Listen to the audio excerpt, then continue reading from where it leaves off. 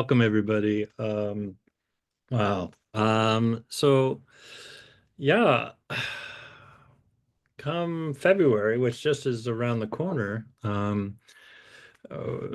Joswick and I are going to be teaching a class that will span the, I guess we call it the early spring term and the late spring term, and each term is 8 weeks. So it's basically like this is going to span 4 months. And we're going to have an evening class on Tuesday nights at 7 p.m., um, which will be sort of, I guess, the main class, going through Path of Heroes, which many of you may be familiar with and some of you may not. But I'll talk about that a little bit more in a minute. So there's the weekly class, one evening a week, and then there's a second class altogether, which is going to be sort of like the practice part. And you don't have to do that. You could just, if you want to just do the weekly class, that's cool. But the practice part is intended to happen in tandem, and that will be happening Monday, Tuesday, Wednesday, Thursday, and Friday. That is to say, 5 days a week, as a morning meditation. And I think we concluded that was going to run from 6:45 a.m. to 7:30 a.m., 5 days a week. And the reason for that is that in the that Rinpoche created a 4-month program that appears in the back of Path of Heroes. And in there, he breaks out week by week readings that that we're encouraged to do, and then there are contemplations that we can engage in, as well as meditation practices. And so the idea of the morning class is to go deeply into the meditations and the contemplations in a way that you just really can't do in a typical evening class format. So that's like what we're aiming to do in the spring, early spring and late spring.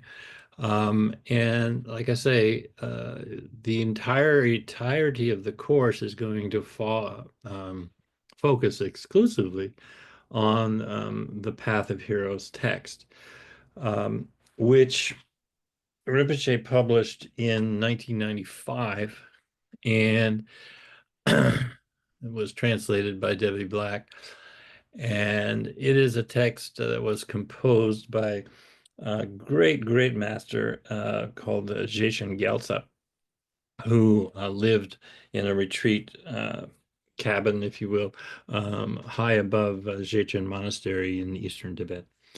And Shechen Gyaltsap was the principal disciple of Lama Mipam, who was one of the greatest scholars in the history of the Nyingma tradition. And Shechen Gyaltsap also was a disciple of Jamin Khyentse Wangpo and Shechen Kontrul and many other great masters. And he received the lineage for what are known as the Kadampa teachings, which is one of the 8 great practice lineages of Tibet.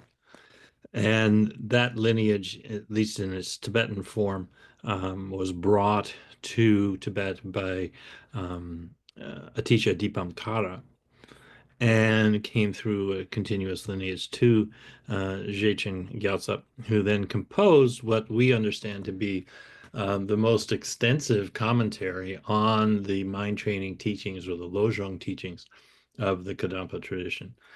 And so this Kadampa tradition is that came into Tibet with Atisha, has flowed out into all the different schools of Tibetan Buddhism. So, for example, in the Kagyu lineage, which came to Tibet through Marpa, the translator, and then to the great yogi Milarepa, of course. And then Milarepa's great disciple was Gampopa. Well, Gampopa, after his wife died, he became a monk, and he studied the Kadampa teachings, or the mind training teachings, extensively while he was a monk. And then he proceeded from there in his career to seek out Milarepa and receive the Mahamudra meditation lineage from him.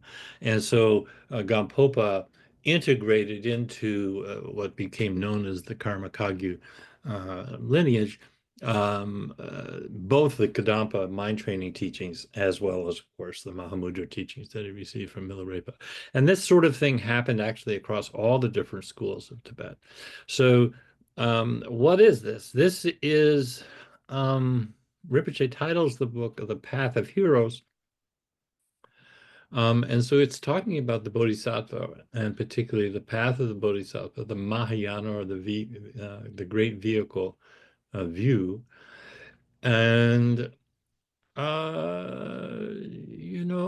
I don't know. The lineage, what else should I say? I say Shechen Gyaltsap composed the text. He transmitted the lineage of all of his writings to another great master there at Shechen Monastery called Shechen Kontrul, and it is from Shechen Kontrul that Rinpoche received the entirety of Shechen Gyaltsap's writings lineage.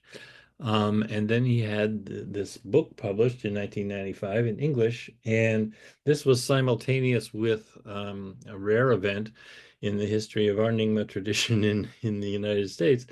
In 1995, there was something called the first the first preliminary teacher training program, in the West.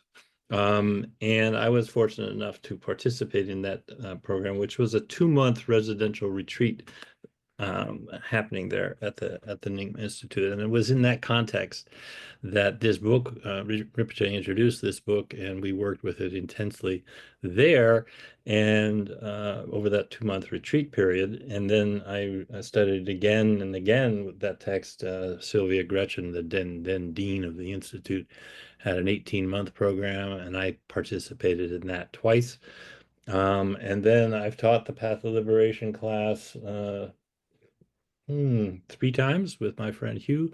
So this text, I don't claim to be an expert by any by any means, but I'm deeply familiar with the text, and I'm very excited that Hugh and I are able to offer the class, and then also offer the intensive meditation program in the early mornings. Why am I excited about it? Well, I was very much aware that in 1995 it had a salutary effect on me. I'm still a hard nut to crack and a pretty miserable son of a bitch kind of guy, but still, it had a very civilizing effect on me. And I also noticed that at that time I was spending a lot of time at Odeon, which also had was a collection of very strong-minded individuals, and it was having a very civilizing effect on them. And then I heard more recently that, they had a little kerfluffle at Odeon, and some people had to be asked to leave, and there was sort of like a little residual negativity. And then Rinpoche created this sort of educational program for everybody up at Odeon. This was in fairly recent years. And he emphasized a lot of the teachings from the Path of Heroes book. And it was interesting to me because I went up to Odeon this past summer, and having been away, during the whole pandemic period, it was very hard to go there at all. And I went there, and this Path of Heroes educational program had been going on for some period of time. And I commented to one of my old friends and colleagues in the Nyingma world and Bird Forest. I was just telling her as I was about to leave, I was saying, "My goodness, you guys are so good. I mean, not like you're intrinsically amazing good, but you're just so good in your interactions." That is to say, the whole time I was up there for a week, and I didn't see any harsh words at all, passing between any of the residents at Odeon. I had lived at Odeon for 2 years, and it wasn't like that when I lived there, I'll tell you that. And so it was just yet another manifestation of how effective Shechen Gyaltsap's teachings are in really helping us move from our habitual very kind of narrow, uptight, self-centered mindset to at least in the general direction, if you will, of the very broad-minded, open-minded, concerned for others mindset of the Mahayana and the Bodhisattva, who has resolved himself or herself to become a fully enlightened Buddha in order to help, to benefit sentient beings. So it is a set of teachings that, like I say, it really gets in there and works with, our habitual self-centeredness and very gently, but insistently, if we engage the teachings and the practices with some regularity, it really does soften, our habitual mindset and moves us more to the Mahayana view. So I am a big fan of the book because it's so well done, but also because I've seen it, sort of mm, in the field or in the lab, the experiments are working. It really does affect changes in people in a very, very productive way. So I thought I'd just share a little bit from the book itself. Um, Here we have sort of the opening, and it starts with a beautiful image of the Bodhisattva Wisdom Manjushri. And then, we get the title, Path of Heroes, The Birth of Enlightenment, Volume 1 by Shechen Gyaltsap, Pema Gyurme Namgyal. And then in the little print, it says, with practice instructions and reflections by Tarthang Rinpoche. And so this is where it gets very, very interesting.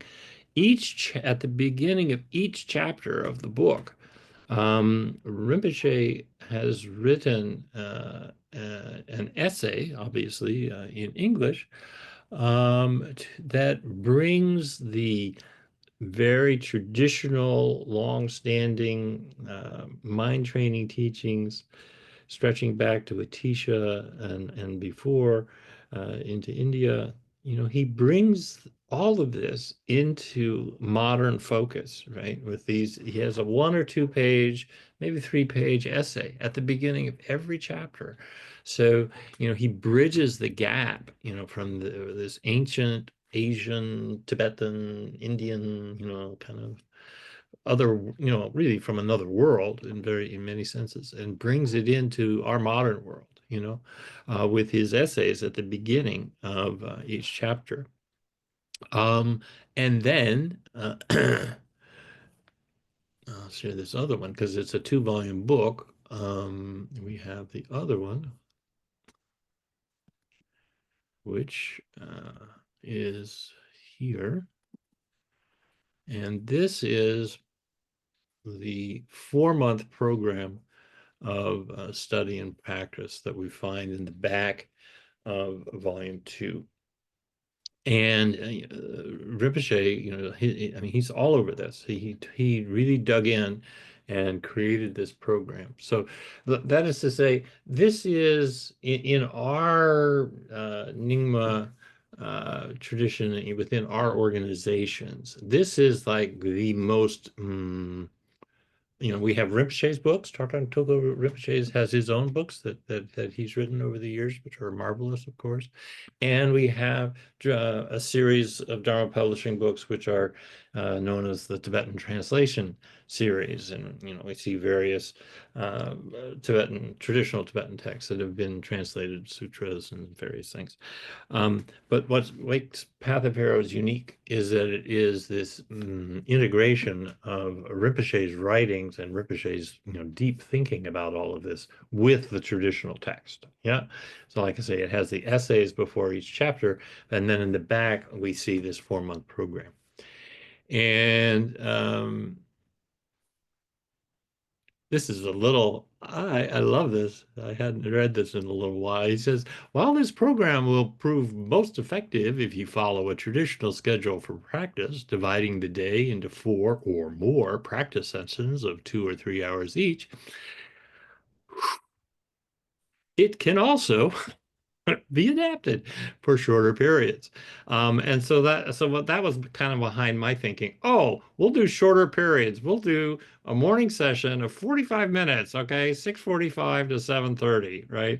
And then people who have the time, right, who may be retired or whatever, that they could also take this material that we're presenting and the meditations that we're presenting in the morning practice session. And if they have the commitment and the energy and the interest, they could do something approximating this. They could do, an additional session or two, or three or four, across their day. But the framework is what you and I are trying to do is create a framework, and then each individual can do as much or as little as they want. Rinpoche decided this, or designed this rather, um, almost like a self-study program. Like you didn't really need to come to the institute, you didn't really need a teacher, and so on. But he designed the Kumye Tibetan yoga books the same way. But the reality is, just like in Kumye, nobody does it, in a real serious way, unless they have a program, unless they have a teacher, unless there's regular class meetings. And then people actually get into it, right? Because nobody has the discipline really, that I've seen or heard of to do much of this stuff um, in a sustained way over a long period of time on their own. So the idea of our program this spring is to create at least the bones of a structure with the weekly class and then the morning practice sessions, in the hopes that people will, take up Rinpoche's advice here, and recognize that for this to really, really work its magic, we have to invest even more time. And so that's what he's asking for here. And we'll see. But he says to, do these sessions of meditation practice and allow an hour every day for reading. Yeah. So uh, my dear partner Donna, she made a New Year's resolution, totally independent of this, that she was going to, like, shut the computer, shut off the computer altogether, and spend an hour reading Dharma, every day. Um, and it's just been fascinating to watch, because here we are, whatever, in 2025, so 1995 was what, 15 plus 25, that's 40 years ago, right? Something like that. And wow, the bar has really just gone lower and lower and lower over time, just in general. And the pandemic accelerated it big time, but it was a stretch to write this in 1995, saying, hey guys, it would be great if you practiced, like 2 or 3, 4 sessions a day of 2 hours a pop, and also allow an hour for reading every day. That was kind of a high bar back then, but nowadays, with in the interim, we've seen the advent of the iPhone, and on it goes, so I'm just trying to reach back a little bit myself, into the pre-iPhone era, where people could actually sit down and read for an hour every day and practice, for an hour or two or four or six every day, I know it sounds like a crazy, like maybe I'm crazy, and people have told me that from time to time. I'm not surprised, but I think it's worth a shot, and so my purpose tonight is just to really to describe the program to you guys, and to invite you to think about it, and maybe take it up, in 2, 3 weeks or whenever the new term starts, or to recognize that this is going on, or that this program exists, and if you are a highly disciplined, self-directed person, you could just do it on your own. But in any event, to the extent that you showed up at this talk at all, I think you must have some sort of interest. At a minimum, I would encourage you, if you do not have the two-volume set called, Path of Heroes here, that you acquire the book and just simply read it, right? Just reading it through and familiarizing yourself, even at that first sort of cursory level, is extraordinarily helpful. But like I say, we're trying to create a practice structure and a practice program of study and practice that will really allow people an opportunity to really go deeper, um, because there's just so much here. The whole first volume of Shechen Gyaltsap's text deals with the preliminary teachings, the foundation of Dharma practice. And so this is materials that you may have encountered before, but its principal focus are the four contemplations that turn the mind from samsara and turn the mind to the Dharma. You Focusing on the rare and precious opportunity we have because we've had the great good fortune to be born as human beings. And we not only are we human beings, but we have all of our faculties about us.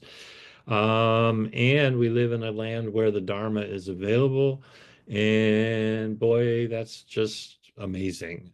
We are just very fortunate in that regard. But number two is, the truth of impermanence and death. Particularly, I see a few people in the audience here, have some gray hair. I understand. Time marches on, right? And so we have this precious human life, and we don't necessarily have a whole lot of time left. Some of us.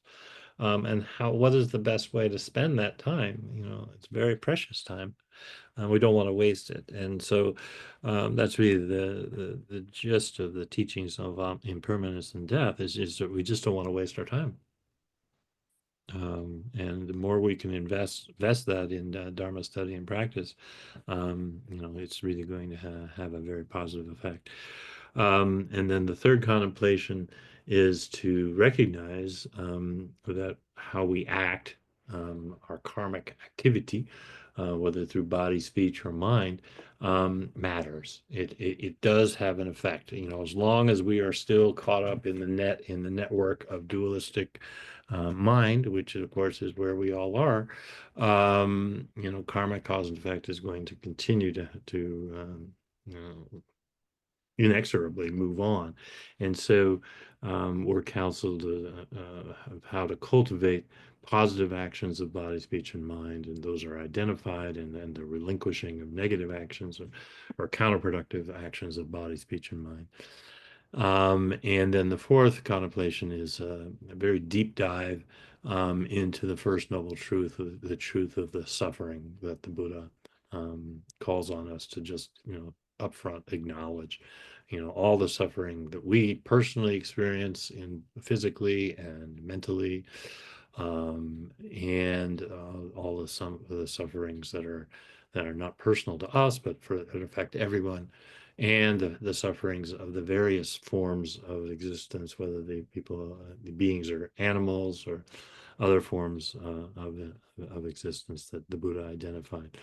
So those four contemplations, which are not always fun, like the whole fourth thing of the truth of suffering. There's pages and pages of it, but it's just so important to really dive into it. One, to just be realistic about the nature of existence, but also the way it's presented. And I didn't really tumble to this until I got into these teachings quite many years in, that the long and extensive discussion of suffering, it actually is not morbid, but rather it's softening us up. It's actually intended to crack open the heart so that we don't turn away, because turning away is what we always do. We habitually turn away from the truth of suffering, and just sort of gloss over things. And yeah, and so it is a precursor to, like I say, turning the mind to the Dharma, which then, leads us to the next phase of the path, which is to take refuge in Buddha, Dharma, and Sangha. But it's also setting us up for the generation of the mind of enlightenment to become the really serious motivation, to become enlightened in order to relieve this suffering that everyone has with various degrees of intensity and various different forms. That the bodhisattva path really opens up for us when we really actually feel it, right? We actually feel it in our own experience of the suffering of body and the suffering of mind, but also feel it directly as it relates to others as well. So it's work, okay? The preliminary teachings, which are the contents of the entirety of Volume 1, the whole first volume of this book, deals with these preliminary practices. So they're really foundational in traditional Buddhist training. They and it says, is said in the tradition, as one advances through, more advanced teachings, so like maybe you do all this and then you take up the Nundro, the preliminary practices of the Nundro. And then I know many people who start them, they'll do prostrations and then they'll maybe do bodhicitta prayers. And then, halfway through Vajrasattva or something, they begin to kind of drift off, and they're not like making a lot of progress with their Nundro practice. Traditionally, it's said why that is because you haven't taken the preliminaries, the 4 thoughts that turn the mind to the Dharma, seriously enough, right? So they really are foundational for us accomplishing the results of the path, right? And so that's why Shechen Gyaltsap spends the whole book, full half, almost half of the book on those preliminary topics. And if those are fully imbibed, then and we develop some kind of faith and confidence in the Buddha, in the Dharma, then actually everything becomes kind of like effortless, if that preliminary work is effectively accomplished. So then we get the next, Rinpoche has divided this out into 7 topics. There's the preliminary ones that I just mentioned. And then there's the actual practice of self-mastery. And that's the way Devi translated. Most people would call it mind training. Lo zhong, the lo is mind and zhong is to train. Devi went with self-mastery, which is fine, totally fine. It's just a little unique. It's basically taking hold of mind, training mind, recognizing, first of all, that mind is trainable, and training it, redirecting it. It's kind of like horse whispering. How you have a wild horse that runs around, and then some talented people are able to just very gently talk to the horse, and begin to get the horse so it's trainable, right? And so we're doing the same thing here. We are gaining mastery over ourselves or over our mind through the very in-depth teachings that are presented here. And this second topic continues into training in enlightened mind, or in Sanskrit, bodhicitta, and then transforming adversity into the path, making self-mastery or mind training your way of life, measuring your progress. How you doing? How you doing with that? And your commitments, and then closing with basic teachings. So, like I say, this is just an example from topic 1, the first week.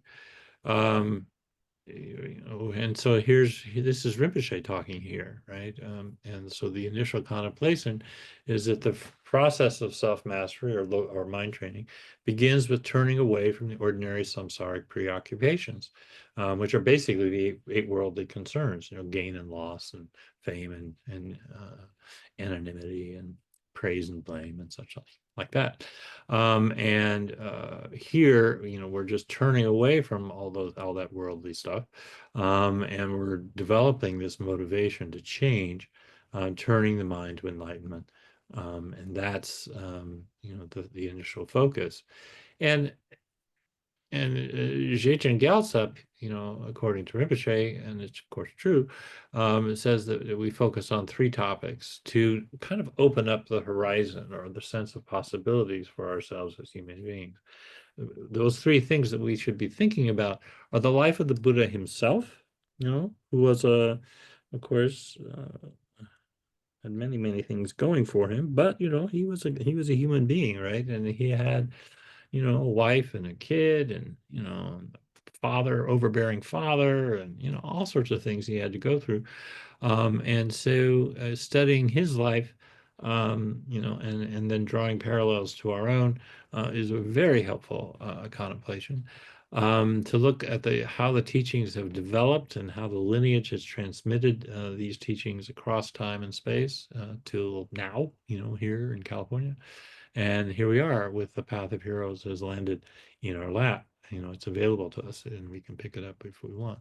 And then there's this beautiful paragraph here where Rinpoche says to us, let the sweep of the possibility for enlightenment catch you up.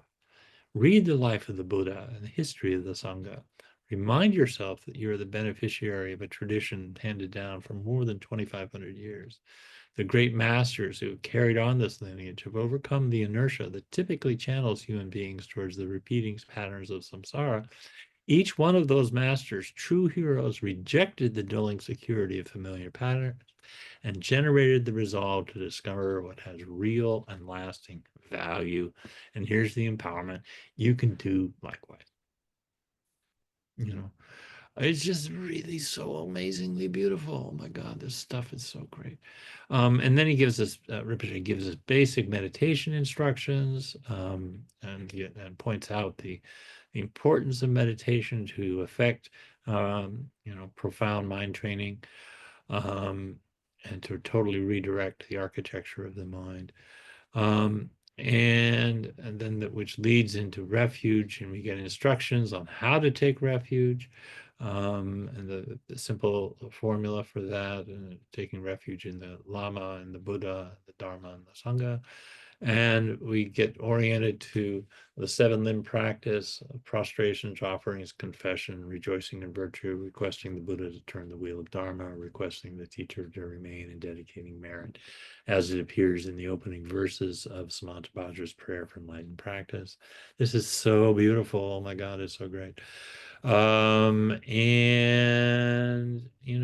then we get deep into the four themes, that I mentioned earlier. And awakening to our freedom and good fortune, right?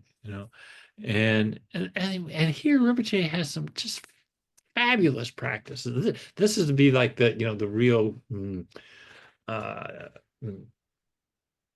juice of the morning class would be to dive into these practices, and it's not always intuitive what Rinpoche is doing. This awakening to our freedom and good fortune as human beings. And what is his first practice? He says, listen to sounds as they arise without judgment, and as much as possible without naming. Let the sounds penetrate deep inside you.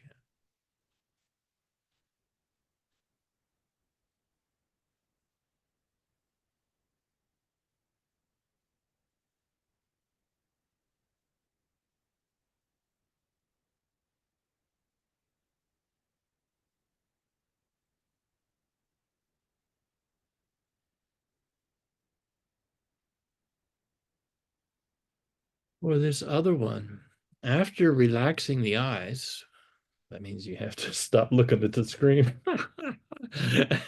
After relaxing the eyes, move your eyes gently across your field of vision. Particularly you guys who are fortunate enough to be sitting there in the meditation room. I remember doing this practice in that very room years and years ago. You just sit there, you relax the muscles around your eyes, and you just turn your head slowly, slowly. You just go all the way. Let's go to the right. And you're just appreciating everything in the visual field. Again, not labeling it or naming it, but just becoming aware of the color, the form, maybe not the labels and the meaning, just the pure aesthetic experience of vision. And then you rotate all the way around to the left. Ah,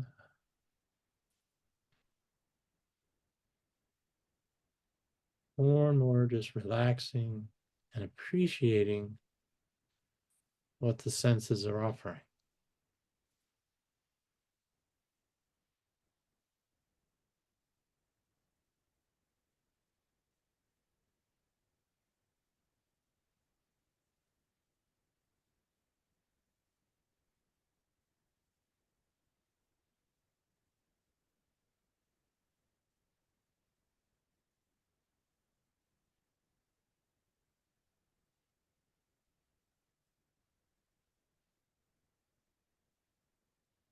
Or this third one. I'm doing these very quickly, of course. And in the morning practice sessions, we'll spend much more time on these things.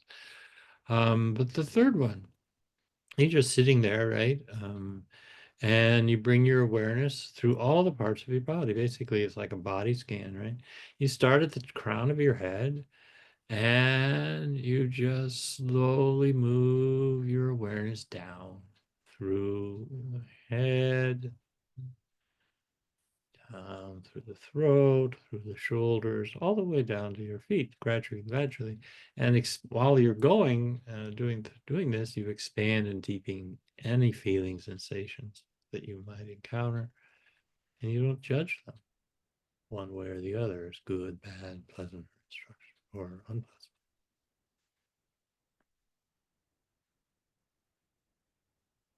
Start at the crown of your head and just pass your awareness down through your entire body, just being aware of the sensations without judgment.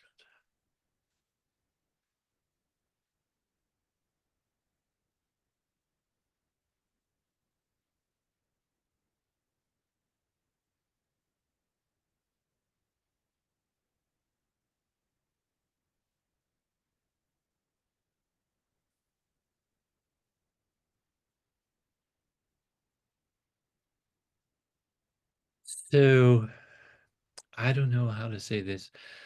If you can appreciate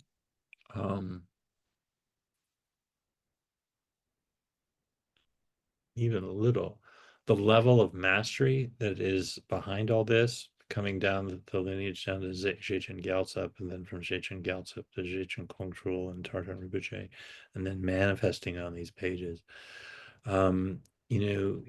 It is so pure. The lineage is so pure. The teachings are so pure that, and they're so clearly presented here. They're so accessible in English that you can just relax and really go into it in a way that is just really unique in my experience. I just haven't seen anything like this anywhere. And permanence and on, karma. There's so many things, it just goes on and on, week by week, more and more, and into bodhicitta and developing the four immeasurables of love, joy, compassion, and equanimity, and the six paramitas of giving, morality, patience, effort, meditation, wisdom.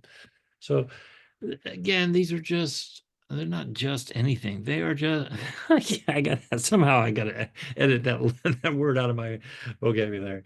These are extraordinarily beautiful teachings of the Mahayana. And they're presented here with a mastery and a sensitivity to our experience as modern people, for the most part, Western people, um, based on Tarthang Rinpoche's engagement with Western students since his arrival in the United States in 1969 up to the present time. And he is in many ways very unique as a Tibetan master, both in terms of his longevity, but unlike many masters, who live in Nepal or whatever, and they come and do teaching tours and then they go back. Rinpoche has been in the West all this time, interacting with Westerners, decade after decade after decade. And we see the fruits of this in this text. That is to say, it's so traditional, so pure, and yet it's like tailor-made, if that makes sense, to us, right? So, yeah, I guess I should stop talking for a moment and invite somebody to say something or ask a question or something. So many of you. So good to see you. Oh my God. Anybody? Questions? Oh, Alicia's here. Oh my God. Now I really have to be good. Oh my God.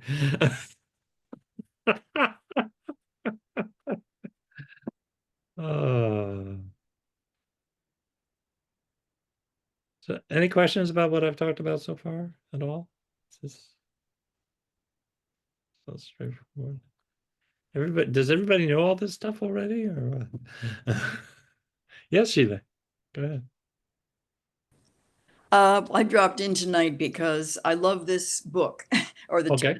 two volumes. And I remember when I first read it, I was so blown away because, I mean, some of us may have some familiarity with, Tibetan Buddhism has a very long literary, philosophical, and meditation instruction literary tradition. And you'll often find masters like Longchenpa, and centuries later, somebody will write a commentary, and centuries later, somebody else will write a commentary. But I was just blown away because here we had this text, and Rinpoche essentially is writing a commentary, and it's right there. It's right there immediately before each chapter, telling us what it means and what to do. And I just was so moved by that because, we all know his brilliance of creating amazing things like TSK and things that are so original. But this was like what you just said. What did you say? Traditional and tailor made. And it's I just hadn't seen anything like that, from him before, interspersed like that. And the text itself is so beautiful. And then to have right there to have his personal instructions is just amazing. So just wanted to throw that in. Yeah. No, it is I haven't seen anything like it. I've read, I don't know, Donna complains because, every week there's one or two more Dharma books that show up in a brown box at the doorstep. I mean, but I have not seen anything like this, like as you say, Sheila, with the traditional, hardcore traditional text, right from Shechen Gyaltsap, right? Right in the very heart of the lineage, the principal, foremost disciple of Lama Mipam, as well as being a student of Shechen Kontrul and Shechen Gyaltsap, as well as being a teacher, to uh, uh, the great Dilgo Khyentse Rinpoche, right? And Tarthang Rinpoche notes in his early matter in the book that he dedicates the book to his teacher, Shechen Kontrul, as well as to Dilgo Khyentse, noting that the great Dilgo Khyentse himself, master of all the practice lineages of Tibet, extraordinarily accomplished, the Dzogchen master, and yet still, throughout his lifetime, he found continuing inspiration in this book. Mhm. And to me, that's having had the great good fortune of meeting Dilgo Khyentse in '76 up at Odeon. For him, I mean, that's just so telling to me. I mean, because he was just, just this extraordinary embodiment of Dharma. Every gesture, everything, every moment was a teaching. And to hear that even Dilgo Khyentse, who was a master of everything,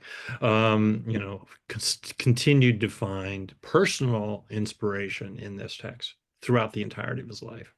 It's just, and my response is, well, if it was good for him, it's going to be good for me, Mhm. because he was such, like I say, just an extraordinary exemplar of what the teachings can do in terms of, what a real Dharma practitioner is really quite something.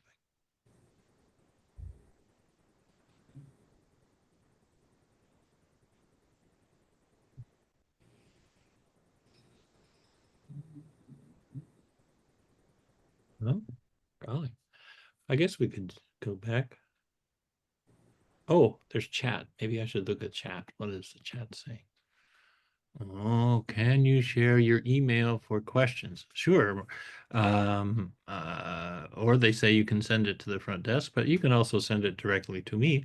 My email is Mark G Hender, Hender, at gmail.com. Mark G Hender at gmail.com. I'd be happy to respond to any questions you might want to send me. Let's see.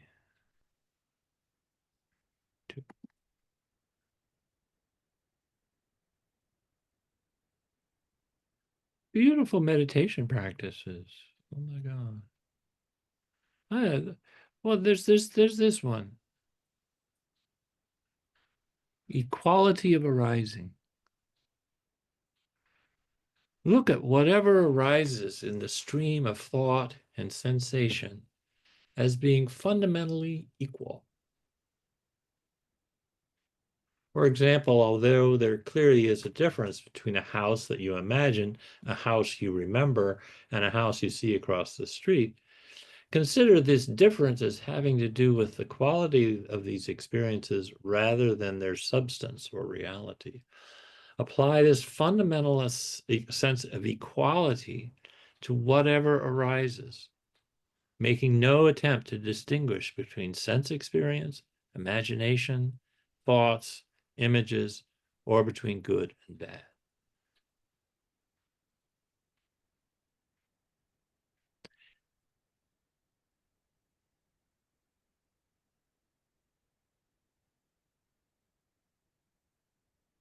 You can work with that for a long time. Right. So what were, sometimes Rinpoche talks about like the regime of mind, right? The sort of this habitual structuring of dualistic mind and judgmental mind, and how we might let go of that. Well, golly, we're given like a doorway right through it, just let go of all the judging, the good or bad, and just let everything arise equally, whether it be a thought, whether it be a sensation, whether it be a memory, uh, an image of somebody, sort of a picture that shows up in your mind. All of it is just equal in its arising, and of course in its subsiding, right? Because nothing stays around forever. Everything's equal in its arising and subsiding.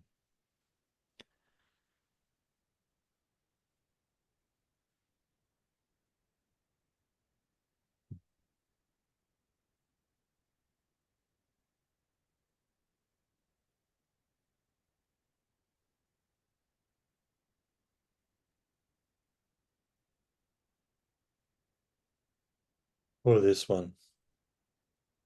Consider the nature of all appearance as composed of pure light or energy. This same perception can be extended not only to visual appearance, but to emotions, to thoughts, and to everything else that arises. Consider the nature of all to be composed of pure light or energy.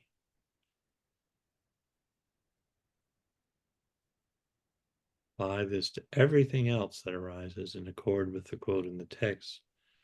The mind itself is the Buddha. No other Buddha should be sought.